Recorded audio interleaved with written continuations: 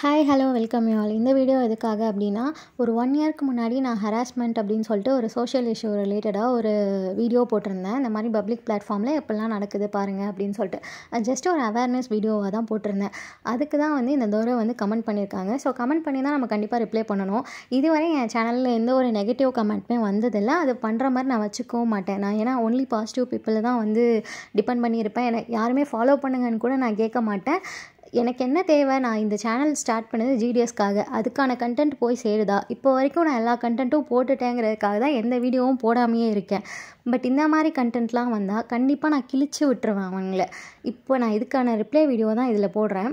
இதில் என்ன சொல்லியிருக்கான், நீங்கள் யூடியூப் கண்டென்ட் மேக் பண்ண கெட்டவன் தெரிஞ்சும் மெசேஜ் பண்ணி ஒன்று நல்லவனாக காட்டிக்க. நான் யாரை நல்லவளாக காட்டிக்கணும்? எனக்கு கல்யாணம் ஆகிடுச்சு, கல்யாணம் ஆகி 1 வருஷம் ஆகிடுச்சு. நான் இன்னும் யாரை இம்ப்ரெஸ் பண்ணுறதுக்காக என்ன நல்லவளாக காட்டிக்கணும்? அப்படி நான் இம்ப்ரெஸ் பண்ணணுன்னா இந்த சேனலில் நான் எத்தனையோ வீடியோ போட்டிருக்கலாம். நான் ஜிடிஎஸ்க்காக மட்டும்தான் இந்த வீடியோ போட்டிருக்கேன். அந்த சோஷியல் அவேர்னஸ் அப்படிங்கிறதுமே இந்த மாதிரிலாம் நடக்குது, வாய்ஸ் அவுட் பண்ணுங்க அப்படிங்கிறதுக்காக மட்டும்தான் போட்டேனே தவிர, இதில் நான் நல்லவளாக காட்டணும், நான் யாரையும் இம்ப்ரெஸ் பண்ணணும்லாம் இல்லை. அப்படி இம்ப்ரெஸ் பண்ணணுன்னா எத்தனையோ இருக்குது, அதில் நான் பண்ணிட்டு போயிடலாம். அகெயின் நீ என்ன சொல்ல வர? ப்ரைவேட் அக்கௌண்ட் போட்டு சோஷியல் மீடியா யூஸ் பண்ணு. நீ யார் எங்களை ப்ரைவேட் அக்கௌண்ட் போட்டு யூஸ் பண்ணுன்னு சொல்கிறதுக்கு? ஆக்சுவலி ஒன்று தெரியுமா, அந்த அக்கௌண்ட் ப்ரைவேட் அக்கௌண்ட்டில் தான் இருந்தது. நான் பப்ளிக் அக்கௌண்ட்டில் கூட வச்சில்ல.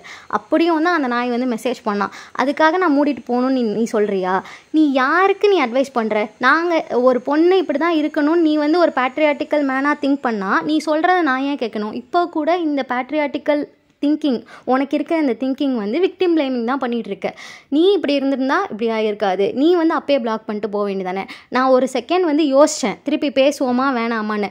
அதுக்கப்புறம் தான் திரும்ப இவனை வெளியே கொண்டு வரலாம் அப்படிங்கிறதுக்காக கான்வர்சேஷன் பில்ட் பண்ணேன். அந்த கான்வர்சேஷன்லையுமே நான் தப்பாக எதுவுமே பேசலாம், அவன் தான் தப்பாக பேசிகிட்டு இருந்தான். நெக்ஸ்ட்டு நீ என்ன சொல்ல வர? சைபர் க்ரைமில் கம்ப்ளைண்ட் கொடுக்கலாம்ல. சைபர் க்ரைம்னு இல்லை, யார்கிட்ட கம்ப்ளைண்ட் கொடுத்தாலும் சமாதானம் பண்ண தான் ட்ரை பண்ணுவாங்க. இப்போ கொல்கத்தாவில் என்ன நடக்குதோ அதே மாதிரி தான். 2020 என் காலேஜ் படிக்கும்போது நான் இதே என் பிரின்ஸிபல் வரையும் கம்ப்ளைண்ட் பண்ணியிருக்கேன். அவங்களால மிஞ்சி போனால் என்ன பண்ண முடிஞ்சுது? சஸ்பெண்ட் தான் பண்ண முடிஞ்சுது.